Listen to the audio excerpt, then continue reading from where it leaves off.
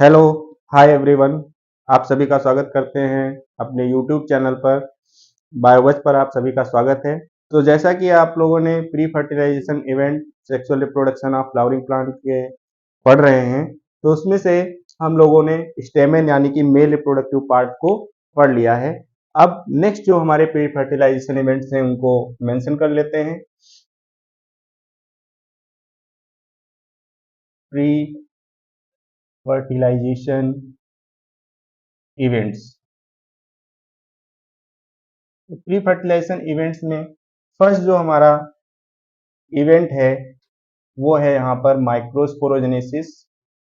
इसे गैमेटोजेनेसिस बोलते हैं। माइक्रोस्पोरोजेनेसिस इसको पढ़ेंगे। और इसके बाद सेकंड जो हमारा रहेगा वो पॉलन ग्रेन्स। तो पॉलन ग्रेन का स्ट्रक्चर पढ़ेंगे। तो सबसे पहले स्टार्ट करेंगे माइक्रोस्पोरोजेनेसिस। तो माइक्रोस्पोरोजेनेसिस क्या होता है? तो बच्चों, जैसा कि आप लोगों को पता ही है कि एंथर बाइलोब्ड स्ट्रक्चर है, और इसको जब कट करेंगे तो फिर कैसा स्ट्रक्चर देखने को मिलेगा। तो यहाँ पर ये एंथर का स्ट्रक्चर देखेंगे। तो एंथर के स्ट्रक्चर में फोर जो है माइक्रोस्पोरेंजिया है। टेट्रा माइक्रोस्पोरेंजिएट स्ट्रक्चर है। तो इस माइक्रोस्पोरेंजियम में जो टिश्यू है उस टिश्यू को बोलते हैं स्पोरोजिनस टिश्यू। Sporogenous tissue. तो ये स्पोरोजिनस जो टिश्यू है माइक्रोस्पोरेंजियम के अंदर, ये माइटोटिक डिवीजन करता है। और माइटोटिक डिवीजन करने के बाद स्पोरोजिनस जो टिश्यू है ये माइटोटिक डिवीजन करने के बाद क्या बनाता है? तो माइक्रोस्पोर मदर सेल बनाता है। Microspore mother cell. और फिर ये माइक्रोस्पोर मदर सेल जो है क्या बनाती हैं? माइक्रोस्पोर का फॉर्मेशन करती हैं। तो ये माइक्रोस्पोर का जो फॉर्मेशन है ये जो माइक्रोस्पोर मदर सेल है उससे होता है। और फोर जो है वो माइक्रोस्पोर का फॉर्मेशन होता है, और ये होता है with help of meiosis. Meiosis की हेल्प से होता है। तो बच्चों, ये हम लोग पढ़ने जा रहे हैं कि माइक्रोस्पोरोजेनेसिस क्या है। तो माइक्रोस्पोरोजेनेसिस माइक्रोस्पोर मदर सेल से जो है माइक्रोस्पोर टेट्राड का जो फॉर्मेशन होता है, इस प्रोसेस को बोलते हैं माइक्रोस्पोरोजेनेसिस। तो बच्चों, हम लोगों ने ये ओवरव्यू देख लिया है, और इस ओवरव्यू से हमें ये पता चल गया है कि माइक्रोस्पोरोजेनेसिस क्या है। तो microsporogenesis is a process microsporogenesis is a process in which microspore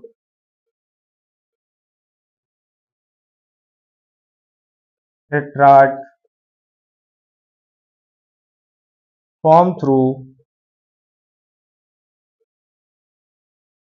form via microspore mother cell।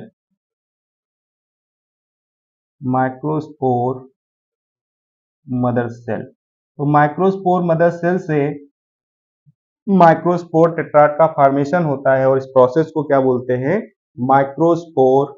Microsporogenesis. तो माइक्रोस्पोरोजेनेसिस में क्या होता है कि जो माइक्रोस्पोर मदर सेल है ये 2n है, डिप्लॉइड होती है, और इससे हैप्लॉइड जो है वो टेट्राड का फॉर्मेशन होता है। यहाँ पर जो माइक्रोस्पोर मदर सेल में मियोसिस होती है, मियोसिस में क्या होता है कि यहाँ पर जो गैमीट बनते हैं, गैमीट में जो मियोसिस होती है उसमें हाफ जो है वो क्रोमोसोम नंबर रह जाते हैं। तो जो हाफ होते हैं तो उसे हैप्लॉइड बोलते हैं। तो हैप्लॉइड माइक्रोस्पोर टेट्राड का फॉर्मेशन होता है। तो बच्चों देखेंगे, डिटेल में इसको देखेंगे। डिटेल में आपको बताने वाले हैं कि माइक्रोस्पोरोजेनेसिस कैसे कंप्लीट होता है। तो माइक्रोस्पोरोजेनेसिस कहाँ पे होता है? तो माइक्रोस्पोरेंजियम के अंदर होता है। और माइक्रोस्पोरेंजियम के अंदर जो स्पोरोजिनस टिश्यू है उसकी सेल्स माइटोटिक डिवीजन करती हैं, और सभी स्पोरोजिनस सेल्स के पास पोटेंशियल होता है कि वो माइक्रोस्पोर मदर सेल की तरीके से बिहेव करती हैं। तो स्टार्ट करते हैं। ये माइक्रोस्पोर मदर सेल ले लिया, इसे एमएमसी से डिनोट कर लेते हैं। माइक्रोस्पोर मदर सेल कैसी है? तो ये डिप्लॉइड है, 2n है। यहाँ पर फर्स्ट जो डिवीजन होने वाला है तो वो डिवीजन जो है मियोसिस फर्स्ट होगा, और मियोसिस फर्स्ट को लिख लेते हैं मियोसिस फर्स्ट। पहला जब डिवीजन होगा तो कैरियोकाइनेसिस होगी, कैरियोकाइनेसिस और साइटोकाइनेसिस दोनों साथ साथ में चलती हैं। पहले कैरियोकाइनेसिस और फिर साइटोकाइनेसिस होगी। तो कैरियोकाइनेसिस का मीन्स क्या है कि यहाँ पर न्यूक्लियस का डिवीजन है, साइटोकाइनेसिस का मीन्स है कि सेल का डिवीजन हो रहा है। तो कैरियोकाइनेसिस से यहाँ पर क्या हो रहा है कि दो न्यूक्लियाई बन रही हैं और यहाँ पे जो सेल्स हैं वो डिवाइड होकर टू सेल्स बन रही हैं, तो इसे माइक्रोस्पोर डायट बोलते हैं। तो माइक्रोस्पोर डायट का फॉर्मेशन हो गया है। और ये जो माइक्रोस्पोर डायट है ये कैसा होता है, तो ये होता है हैप्लॉइड यानी कि एन।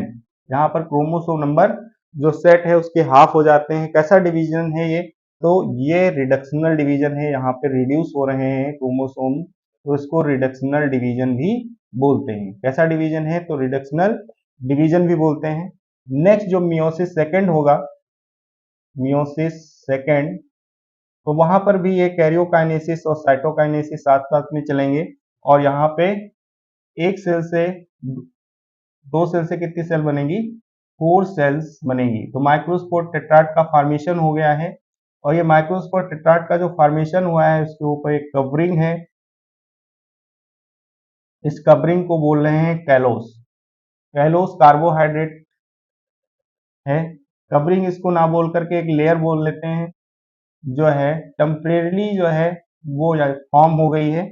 और इसी से ये सब जितने भी माइक्रोस्पोर है, 4 माइक्रोस्पोर, ये इसी से चिपके रहते हैं। तो आपस में ये जुड़े रहते हैं, किससे जुड़े रहते हैं, तो कैलोस से जुड़े रहते हैं। कैलोस क्या है, कार्बोहाइड्रेट है एक टाइप का जिससे ये जुड़े रहते हैं। एट मेच्योरिटी जब कॉल ये माइक्रोस्पोर जो है, ये कैसा माइक्रोस्पोर का फॉर्मेशन हुआ है, तो टेट्राड का फॉर्मेशन हुआ है। मियोसिस में होता भी क्या है कि माइक्रोस्पोर टेट्राड का फॉर्मेशन हुआ है।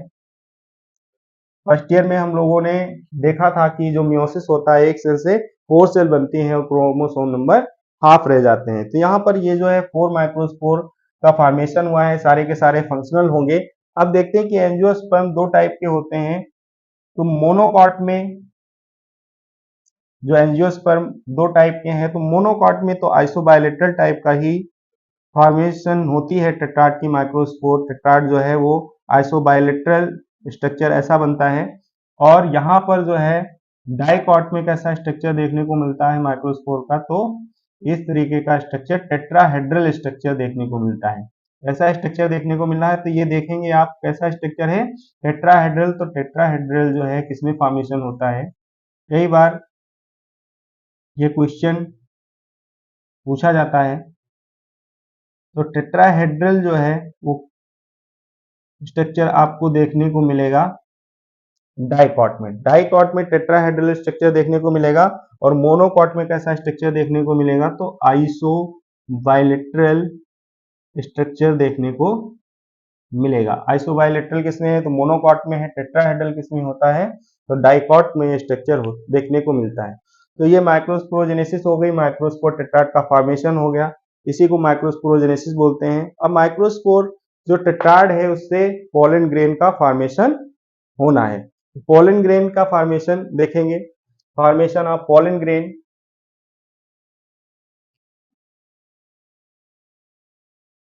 तो बच्चों ये जो माइक्रोस्पोर टेट्राड है यहाँ पे डिहाइड्रेट होगा और ये सारे माइक्रोस्पोर्स जो है पोलन ग्रेन्स में कन्वर्ट होंगे। कैसे कन्वर्ट होते हैं, तो ये प्रोसेस देखेंगे। तो फर्स्ट ऑफ ऑल सारे माइक्रोस्पोर्स अलग हो जाते हैं। एक माइक्रोस्पोर को यहाँ पर देखते हैं। तो माइक्रोस्पोर में क्या होगा, यहाँ पे माइक्रोस्पोर कैसा स्ट्रक्चर है, तो आपको ये ध्यान में रखना है कि हैप्लॉइड स्ट्रक्चर है। यहाँ पर वैक्यूलाइजेशन होगा। जो माइक्रोस्पोर जो हैप्लॉइड है इसमें सबसे पहले क्या होगा, वैक्यूलाइजेशन होगा, वैक्यूल्स का फॉर्मेशन हो जाएगा। तो लार्ज वैक्यूल्स का फॉर्मेशन होता है। और वैक्यूल के फॉर्मेशन के बाद जो है नेक्स्ट हम लोगों का एसिमेट्रिक स्पिंडल फाइबर्स का फॉर्मेशन होगा। एसिमेट्रिक डिवीजन होगा, यहाँ पे देखने को मिलेगा एसिमेट्रिक डिवीजन होता है। एसिमेट्रिक डिवीजन यहाँ पर देखने को मिलेगा, बना लेते हैं ये। वैक्यूल, लार्ज वैक्यूल बना लेते हैं। न्यूक्लियस यहाँ पर एसिमेट्रिक स्पिंडल फाइबर्स का फॉर्मेशन हो जाएगा। नेक्स्ट जो है एसिमेट्रिक डिवीजन से, इसको एंडोमाइटोसिस भी बोलते हैं। एंडोमाइटोसिस से क्या होगा कि यहाँ पर एक लार्ज सेल का फॉर्मेशन होगा, एक स्मॉल सेल का फॉर्मेशन हो जाएगा। ये जो स्ट्रक्चर है ये पोलन ग्रेन्स में कन्वर्ट हो रहा है। कौन कन्वर्ट हो रहा है? तो माइक्रोस्पोर जो है हमारा वो कन्वर्ट हो रहा है पोलन ग्रेन्स में। फिर इसमें आपको देखने को मिलेगा पेरिक्लाइनल डिवीजन होगा, और पेरिक्लाइनल डिवीजन से जो है वो यहाँ पर एक्साइन और इंटाइन का फॉर्मेशन होगा। तो ड्रॉ कर लेते हैं इंटाइन और फिर एक्साइन का फॉर्मेशन होगा। एक्साइन जो है वो डिसकंटिन्यूअस होती है और इंटाइन कंटिन्यूअस होती है, और इसके अंदर माइक्रोस्पोर जो है हमारा वो दो सेल में डिवाइड हो चुका था, लार्ज सेल और स्मॉल सेल। ये जो स्ट्रक्चर का फॉर्मेशन हुआ है इसको हम लोग क्या बोलेंगे? Pollen grain. पोलन ग्रेन का फॉर्मेशन हो चुका है, और पोलन ग्रेन का दूसरा नेम है मेल गैमेटोफाइट। इसे मेल गैमेट बिल्कुल नहीं बोलेंगे, क्या बोलेंगे? Male gametophyte. ये मेल गैमेट को कैरी करता है। मेल गैमेट हमारा ये जनरेटिव सेल्स में होता है, तो मेंशन कर लेते हैं नेम, ये जनरेटिव सेल है, जनरेटिव सेल। और जो लार्ज सेल है इसको वेजिटेटिव सेल बोलते हैं, वेजिटेटिव सेल, वेजिटेटिव सेल है। और ये ऊपर वाली जो लेयर है वो एक्साइन है, और इसके नीचे वाली जो लेयर है उसको इंटाइन बोलते हैं। ये पूरा स्ट्रक्चर हमारा जो है वो पोलन ग्रेन का स्ट्रक्चर है। तो एक्साइन हो गई सबसे बाहर की ओर, फिर इंटाइन है। इंटाइन जो है वो कैसी है? वो कॉन्टिन्यूअस लेयर है, और जो एक्साइन है वो डिसकंटिन्यूअस लेयर है। लार्ज सेल जो है वेजिटेटिव सेल से न्यूट्रिएंट रिच होती है, और ये जनरेटिव सेल है जिसमें एक मेल गैमीट है। तो ये जो पोलन ग्रेन है, पोलन ग्रेन दो टाइप्स के फॉर्म होते हैं। एक टू सेल्ड स्टेज, यहाँ पर कैसी स्टेज दिख रही है? टू सेल्ड स्टेज और थ्री सेल्ड स्टेज। तो ये टू सेल्ड स्टेज जो है, टू सेल्ड और थ्री सेल्ड जो स्टेज है पोलन ग्रेन की, कहां पर देखने को मिलेगा? थ्री सेल्ड जो है वो 40% एंजियोस्पर्मिक प्लांट में देखने को मिलता है, और जो 60% है, 60% एंजियोस्पर्म में टू सेल्ड जो है वो पोलन ग्रेन्स देखने को मिलता है। टू सेल्ड ये वाली स्टेज है, हम लोगों ने देख लिया। थ्री सेल्ड कैसा दिखेगा? तो थ्री सेल्ड में जो है पोलन ग्रेन्स वेजिटेटिव सेल्स है, और जो जनरेटिव सेल्स है वहां पर दो सेल्स का फॉर्मेशन हो जाएगा। ऐसा जब स्ट्रक्चर होगा तो इस स्ट्रक्चर को बोलेंगे थ्री सेल्ड स्ट्रक्चर। एक्साइन का फॉर्म कर लेते हैं, और एक्साइन जहां पे नहीं होती है, जहां पे एब्सेंट होती है, वहां पर आपको देखने को मिलेगा जर्म पोर होता है। तो जर्म पोर, जर्म पोर्स किसमें हेल्प करता है? तो जर्म पोर जब पॉलिनेशन होगा, पोलन ग्रेन स्टिग्मा पे जाकर गिरेंगे, तो वहां पर जो है जर्म पोर से जो है पोलन ट्यूब का फॉर्मेशन होगा। क्यों? अब जो है एक्साइन और इंटाइन किसकी बनी होती है उसको मेंशन कर लेते हैं। तो एक्साइन जो है हार्डेस्ट ऑर्गेनिक जो मटेरियल है वो स्पोरोपोलेनिन की होती है, और जो इंटाइन लेयर है वो हमारी पैक्टिन और सेलुलोज की बनी होती है। तो स्ट्रक्चर ऑफ पोलन ग्रेन्स देखते हैं कैसा स्ट्रक्चर है। तो आप लोगों को हेडिंग डालनी है structure of pollen grain, structure of pollen grain. तो स्ट्रक्चर हम लोगों ने देख लिया है, पूरा स्ट्रक्चर वही ड्रॉ करना है। एक लार्ज सेल होगी, वेजिटेटिव सेल्स वैक्यूल होगा, और एक स्मॉल सेल होगी, फिर एक कंटिन्यूअस लेयर होगी इंटाइन, और एक डिसकंटिन्यूअस लेयर है उसको एक्साइन बोलते हैं। ठीक है, तो ये क्या है? यहाँ पर बच्चों जर्मपोर है, जहाँ पे गैप होता है एक्साइन में उसको क्या बोलते हैं? जर्मपोर। ये वाली जो लेयर है एक्साइन, एक्साइन की बात करते हैं तो एक्साइन किसकी बनी है?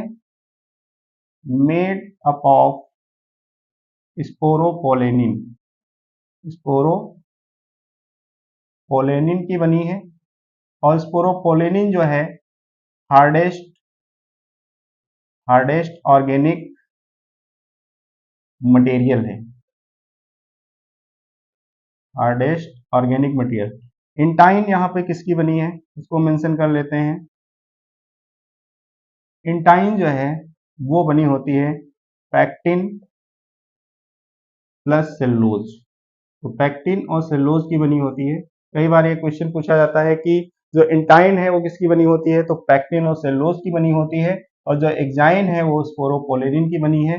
स्पोरोपोलेनिन जो है हार्डेस्ट ऑर्गेनिक मटेरियल है, जिसकी वजह से हम लोग क्या कर सकते हैं कि जो पॉलन ग्रेन्स हैं इनको प्रिजर्व करके रख सकते हैं, पॉलन बैंक में रख सकते हैं, क्रायो प्रिजर्वेशन कर सकते हैं, यानी कि -196 डिग्री सेंटीग्रेड पर इसको लिक्विड नाइट्रोजन में हम लोग प्रिजर्व कर सकते हैं, फॉसिलाइजेशन कर सकते हैं। तो ये पॉलन ग्रेन का स्ट्रक्चर हम लोगों ने देख लिया है। आई होप आप सब लोग अच्छे से समझ गए होंगे कि माइक्रोस्पोरोजेनेसिस क्या है। तो माइक्रोस्पोरोजेनेसिस जो है माइक्रोस्पोर मदर सेल से माइक्रोस्पोर टेट्राड का फॉर्मेशन माइक्रोस्पोरोजेनेसिस है।